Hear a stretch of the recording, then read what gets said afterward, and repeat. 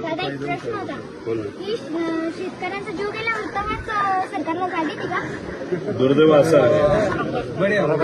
शेतकऱ्यांच्या शेतात ही आळी पडते, काही कीटकनाशक पडते, तेव्हा सरकारला जाग येते.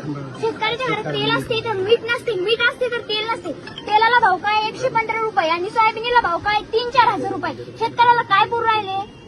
खरं म्हणते तू, आम्ही पण हीच भूमिका मांडतो. दादा माझा बाप बी शेतकरी आहे. माझ्या बापाच्या घरात तेल असते तर मीठ नसते, मीठ असते तर तेल नसते. वडील आलेत ते नाही. गव्हर्नमेंट शाळेत आहे तुम्ही? प्रायव्हेट शाळा. तू जे भूमिका मांडली ती खरी भूमिका आहे. तुला हे माहिती आहे का, भारतात सगळ्यात जास्त सोयाबीन केलं जातं, कापूस केला जातो आणि एवढ्या मोठ्या प्रमाणात कापूस करून ज्याच्यात तुमच्या 4 पैसे घरात यायला लागतात. कापसाला जेव्हा 10,000 भाव मिळतो तेव्हा हे सरकार काय करतं, नाही तर कुठलंही सरकार इम्पोर्ट करायला लागतं. त्याला भाव परत खाली पडतात आणि त्यात आपला शेतकरी झोपतो. तसंच सोयाबीनचं झालंय, कांद्याचं झालंय, सगळ्याच पिकाचं झालंय.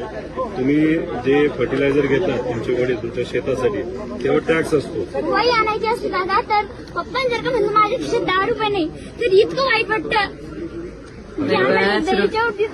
नको करू, आम्ही तीच भूमिका घेतोय. तुला एक माहिती का, मी विरोधी पक्षातला आमदार आहे, पण मी जर आज निर्णय घेतला असता नाही तर काल निर्णय घेतला असता तर मी आज मंत्री सुद्धा झालो असतो, नाही तर पदाधिकारी झालो असतो.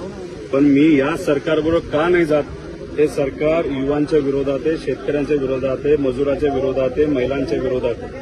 मजुरी जर का करायला गेलं तर लोक त्यांच्या वावरात तर खूपच राबून घेते, पण रोज बी 200-250 रुपये फक्त हातावर टेकवतात मजुराची. आणि दुसरं तुला काय माहितीये का, सरकारला असं मत आहे की लाडक्या बहिणींना महिन्याला 1500 रुपये दिले, आम्ही त्यांच्या उपकार केले, बाकी काही मदत नाही केली तरी चालतं, असं सरकारचं मत आहे. 1500 रुपयात काय होणार आहे का महिन्याला? 1500 रुपये नाही दिले चालते दादा, पण आमच्या मालांना भाव द्या. पण तू आता कितवीत आहेस? 8वी. बरं, आता 11वी 12वी कुठून करणार?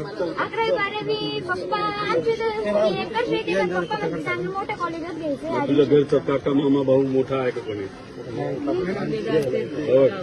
हिचं तू 8वी ना, 11वी जेव्हा जायचं असेल तर बारामतीला शारदा नगर म्हणून शाळा आहे. ही ज्या पद्धतीने बोलते ना, आक्रमक भूमिका घेते, तर उद्या जाऊन ही नक्कीच मोठी, सगळेच बनतील, ही मोठी अधिकारी बनेल. आणि ती बनत असताना आमच्याही त्याच्यामध्ये एक सेवा म्हणून त्याची मदत म्हणून ही जी 11वी 12वी आणि नंतर पण तिला त्याच संस्थेमध्ये जर करायचं झालं तर सगळी जबाबदारी मी घेत आहे, असा शब्द व्हिडिओ काढलेला आहे.